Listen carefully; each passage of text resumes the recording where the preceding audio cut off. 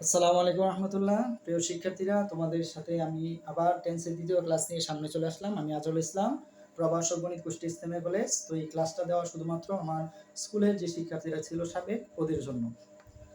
আচ্ছা, লক্ষ্য করো বিষয়টা, আমরা প্রথম ক্লাসে প্রেজেন্ট টেন্স নিয়ে আলোচনা করেছিলাম। তো আজকের দ্বিতীয় ক্লাসে পাস্ট টেন্স নিয়ে আমরা আলোচনা করব।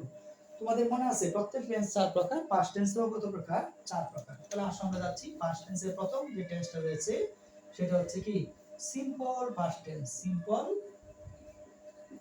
Past tense, simple past tense, অথবা আমরা একে বলবো past indefinite tense. Past indefinite tense. তাহলে আসলে আমরা যাই সিম্পল পাস্ট টেন্স বা পাস্ট ইনডিফিনিট টেন্সের গঠন। তাহলে পাস্ট মানে আমরা জানি অতীত। তাহলে প্রথমেই গঠনটা হবে সাবজেক্ট প্লাস ভি2। ভি2 মানে হচ্ছে ভার্বের পাস্ট ফর্ম, অর্থাৎ যে ভার্বটা থাকবে এই ভার্বটা তুমি অতীতের ফর্মে লিখবে, এটা হচ্ছে ভি2 প্লাস অবজেক্ট বা এক্সটেনশন। যেমন আসলে যদি আমরা যাই, আমরা প্রথমে একটা সাবজেক্ট লিখলাম কি আই। প্রথমে একটা সাবজেক্ট আমরা কি লিখলাম? আই। দেখো শিক্ষার্থীরা, আমি এখানে প্রথমেই তোমাদেরকে যে উদাহরণটা দিব সাবজেক্ট প্লাস ভি2। তাহলে ভি2 কি? দেখো তোমরা কিন্তু এগুলো পড়েছো, do, did, done, go, went, gone, help, help, help. তাহলে যে কোনো একটা তুমি দিতে পারো। তাহলে আমি এখানে দিলাম ডো এর পাস্ট ফর্ম হচ্ছে কি ডিড। আই ডিড, আমি কি করলাম? কাজটি করেছি। আই ডিড দি জব, আমি কাজটি করেছি। সাবজেক্টের পরে কি রয়েছে? ডিড। ডিড কোথা থেকে আসছে? ডো থেকে ডিড। আচ্ছা, তারপরে তুমি লিখলা হি। হি কি পারসন? Third person singular. তো এর সঙ্গে তুমি যে কোনো একটা ভি2 দিবা। ভি2 আমরা দিলাম কি? মনে করো help, H L P D, help. He help a man, সে একটি লোককে কি করলো? সাহায্য করে ছিল। এটাও কি তোমার সিম্পল পাস্ট টেন্স। লক্ষ্য করো শিক্ষার্থীরা, যে বিষয়টা জানতে হবে, দেখো আমি লিখলাম এখানে হি। হ্যাভ হচ্ছে বি1, হ্যাভ হচ্ছে কি বি1। তাহলে বি2 কি? বি2 হচ্ছে হ্যাভ, মনে রাখতে হবে। আবার হ্যাজ হচ্ছে বি1, এর বি2 হচ্ছে কি হ্যাড।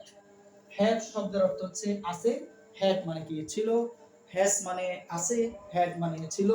আবার লক্ষ্য করো এম, এম মানে হয়, ওয়াজ মানে কি ছিল। তাহলে দেখো আমরা লিখতে পারি এখানে হি ওয়াজ আ কিং, সে ছিল একজন রাজা। আমরা লিখতে পারি আই হ্যাড, আমার ছিল, আই হ্যাড আ বুক। বুঝতে পারতেছো কিনা? মনে রাখতে হবে। তাহলে তুমি শুধুমাত্র সাবজেক্ট পরে বি2 বসাইছো। তুমি যদি 176টা ভিডিও জানো, তাহলে 176টা সেন্টেন্স তুমি তৈরি করতে পারতেছো। তুমি তোমার ইচ্ছা মতো লিখতেছো। হ্যাঁ, ঠিক আছে। যে আই এট, আই এট, ইট থেকে আসছে এট। আই এট রাইস, আমি ভাত খেয়েছিলাম। এই হচ্ছে তোমার কি সিম্পল পাস্ট টেন্সের উদাহরণ। অবশ্যই তুমি খাতায় এইগুলো ভিডিও দেখে পরে তুলে নিবে। এখন আসলে আমরা যাচ্ছি দ্বিতীয় পাস্টের দ্বিতীয় যে টেন্সটা রয়েছে তার নাম হচ্ছে পাস্ট কন্টিনিউয়াস টেন্স বা প্রগ্রেসিভ টেন্স। 2 নম্বরে আমরা যাচ্ছি কি পাস্ট কন্টিনিউয়াস টেন্স। তাহলে পাস্ট কন্টিনিউয়াস টেন্সটা যে রয়েছে এর গঠন কি সাবজেক্ট প্লাস ওয়াজ অথবা ওয়্যার। ওয়াজ বসবে অথবা কি বসবে? ওয়্যার বসবে। আর আমরা বলেছিলাম কন্টিনিউয়াস মানে ভার্বের সাথে কি যুক্ত হবে? ভার্বের সাথে আইএনজি যুক্ত হবে। ভার্বের সাথে কি যুক্ত হবে? ভার্বের সাথে আইএনজি থাকবে, প্লাস আর অনেক কিছু থাকতে পারে, এক্সটেনশন বা একটা অবজেক্ট থাকতে পারে। এখন আসলে আমরা যদি যাই, যেমন উদাহরণে যাচ্ছি, দেখলাম কি আই ওয়াজ হেল্প। হেল্পের সাথে কি হবে? ভার্বের সাথে ING. I was helping him, আমি তাকে সাহায্য করতেছিলাম। I was helping him. তারপরে লিখলা কি হি। হি কি পারসন? Third person singular. তাহলে হির সঙ্গে কি বসবে? হির সঙ্গে বসবে তোমার ওয়াজ। হি ওয়াজ, হি ওয়াজ আমরা কি লিখবো? ইটিং। ইটের সাথে কি লিখলাম? ING, eating a mango. সে টান খেতেছিল। তারপরে আমি লিখলাম কি ইউ হচ্ছে সেকেন্ড পারসন সিঙ্গুলার, তাহলে ইউ এর সঙ্গে বসবে ওয়ার, মনে রাখতে হবে ইউ ওয়ার। তাহলে যে কোনো একটা তুমি ভার্ব তোমার পছন্দ মতো তুমি একটা ভার্ব দিবা। তাহলে আমি আমার মতো একটা ভার্ব দিলাম গো, তাহলে গো এর সঙ্গে কি দিতে হবে, আই দিতে হবে, going to school. First person singular, second person singular, third person singular, তাহলে আমরা প্লুরাল দিই। যেমন প্লুরালটা আমি এখন একটু ব্যতিক্রমী প্লুরাল দিচ্ছি, লক্ষ্য করো রানা একটা ছেলের নাম এবং এন্ড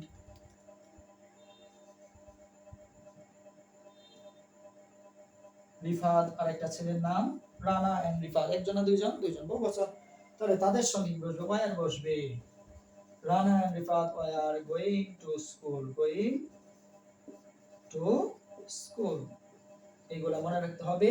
এখন ভালোভাবে লক্ষ্য করো, রানা এবং রিফাত দুইজন, যদি আমরা রানা এবং রিফাত হচ্ছে দুইটা নাম, এই নামের পরিবর্তে যা বসে তোমরা পড়েছো তাকে কি বলে, প্রোনাউন বলে। তাহলে এদের প্রোনাউন হচ্ছে কি দে।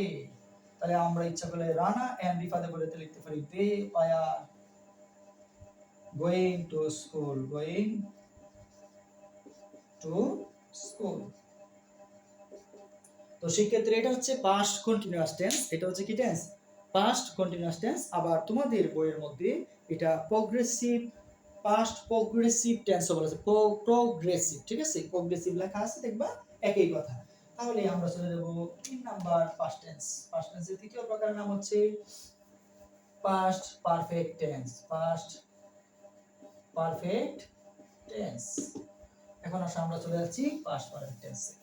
এগুলা তুমি ভিডিও রিজিউম করে থামিয়ে থামিয়ে তুমি খাতার মধ্যে লিখবা। দেখো গঠন কি, পাস্ট পারফেক্ট টেন্সের গঠন হচ্ছে প্রথমেই সাবজেক্ট থাকবে, তারপরে কি থাকবে তোমার হেড থাকবে প্লাস আর পারফেক্ট মানে বি3 থাকবে আর অর্ডার টু কিছু থাকবে, ঠিক আছে। এখন তুমি লিখতেছো, যেমন সাবজেক্ট হচ্ছে কি আই, আয়ের সাথে কি বসবে হেড। এখন বি3 দরকার, তুমি শুধু বারে বারে গো নিয়ে আসো, go and gone, I had gone to school. তারপরে আসো আমরা যাচ্ছি হি, হির সাথেও কি বসবে হেড, এখানে যা আসে সবগুলোর সাথে হেডই বসবে, আর হেড ছাড়া নাই। হেড হচ্ছে অক্সিলারি ভার্ব, অর্থাৎ এটা ভার্বকে সাহায্য করতে, তাই এর নাম হচ্ছে অক্সিলারি ভার্ব, হি হ্যাড। এখন তুমি বলো হেল্প, তোমার মনে হয়েছে, তাহলে হেল্পের বি3 হচ্ছে helped, help help help, he had helped me, সে আমাকে সাহায্য। তাহলে আমাকে মনে হয়েছে তাই মিলেছো, তোমার মনে হচ্ছে একজন গরিব লোক অ্যাপোরম্যান, তোমার মনে হচ্ছে যে একটা রিক্সাওয়ালা সাহায্য করেছে, তাহলে তুমি মিয়ের প্রতি রাখবে, আর রিক্সা পলার একটা একটা লেবারকে সাহায্য করেছে, ডে লেবার, ঠিক আছে, তোমার মতো তুমি লিখবা। এটাই হচ্ছে কি পাস্ট পারফেক্ট টেন্স। মনে রাখবা হ্যাড থাকলে পাস্ট পারফেক্ট না, হেড এর পরে অবশ্যই কি থাকতে হবে, বি3 থাকতে হবে। এই দেখো আমি এই তিনটা জিনিস লেখার পর কিছু লিখিনি কেন, এই তিনটা জিনিস থেকেই তুমি ধরতে পারবা যে এটা কোন টেন্স। সবসময় রাখবা সাবজেক্ট এরপরে ভার্ব, সাবজেক্ট ভার্ব দেখেই তুমি চিনতে পারবা যে কোনটা কোন টেন্স। তারপরে আমরা যাচ্ছি past perfect continuous tense, past perfect continuous tense. তাহলে গঠনটা কি হবে, তোমরা জানো প্রথমে সবসময় সাবজেক্ট বসবে প্লাস হ্যাড বিন, আর কন্টিনিউয়াস মানে তোমাদের মনে আছে ভার্বের সাথে কি থাকবে, আইএনজি থাকবে। তাহলে কি থাকবে, ভার্ব এর সাথে আইএনজি থাকবে প্লাস আর অনেক কিছু থাকবে, এক্সটেনশন, ঠিক আছে। এই সিন্স পর্যায় আছে সব থাকতে পারে।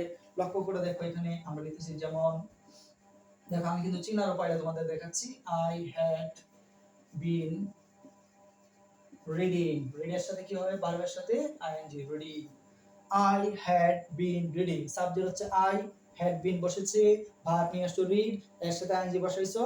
তুমি কিন্তু প্রেজেন্ট পারফেক্ট কন্টিনিউয়াস টেন্সও পড়েছো, যদি সময়টা নির্দিষ্ট থাকে তাহলে কি ফর, আর অনির্দিষ্ট থাকে কি বসবে সিন্স। তাহলে তুমি এখানে লিখছো সিন্স, তাহলে কি হবে মর্নিং। ঘটনা সেই আগেরটাই, শুধুমাত্র প্রেজেন্ট পারফেক্ট কন্টিনিউয়াস টেন্সে এখানে ছিল হ্যাভ, আর এখানে আছে কি শুধু হ্যাড। এইভাবে তুমি আর অসংখ্য লিখতে পারো, ইউ হ্যাড বিন, ইউ হচ্ছে সাবজেক্ট, হ্যাড বিন নিয়ে আসছো অক্সিলারি ভার্ব, তারপরে কি তুমি লিখছো ইউ হ্যাড বিন, আচ্ছা রিড আমরা বাদ দিয়ে বারে বারে রিড লিখে আমরা অন্য একটা কিছু আনি, তাহলে আমরা লিখলাম ডো, ডো এর সঙ্গে দিব I, doing, you had been doing the work, কাজটি তুমি করতেছ কত ঘন্টা যাবত, 2 ঘন্টা যাবত, ফর 3 ঘন্টা যাবত, 3 আওয়ার্স। এই হচ্ছে তোমার, এটা ছিল 4 number past perfect continuous tense. এত কিছু মনে রাখার দরকার নাই। দেখো আমরা যখন পড়তাম তখন পাস্ট পারফেক্ট টেন্স কাকে বলে, বাক্য বাংলা বাক্যের শেষে চিনার উপায়, অনেক কিছু করতাম, কিন্তু এখন ডিজিটাল যুগে এসে তোমাকে আরো শর্ট ভাবে পড়ায়, কিন্তু দেখলাম যে শর্ট ভাবে পড়ার পর অনেকে মনে রাখতে পারো না, তাই আমি ফরম্যাট লিখে দিলাম। আর সবসময় মনে রাখবে এক একজন টিচারের পড়ানোর টেকনিকটা এক এক রকম। কোনো টিচার কোনো স্টুডেন্টের কাছে বেশি প্রিয়, আবার কোনো টিচার কোনো স্টুডেন্টের কাছে অপ্রিয়, আবার আরেক স্টুডেন্টের কাছে দেখো সে প্রিয়। অর্থাৎ যে যার পড়াটা ভালোভাবে বুঝতে পারে সেটাই হচ্ছে বড় কথা। তাই এই আজকের ক্লাসটা আমি পড়ালাম কি পাস্ট টেন্স চেনার উপায়, 4টা পাস্ট টেন্স তুমি কিভাবে চিনবা। আশা করি তুমি ভালোভাবে আমার ক্লাসটা দেখবা। যদি কোনো প্রশ্ন থাকে অনলাইনে তখন সরাসরি রাতে প্রশ্ন করতে পারবে। সকলে ভালো থাকো, আল্লাহ হাফেজ।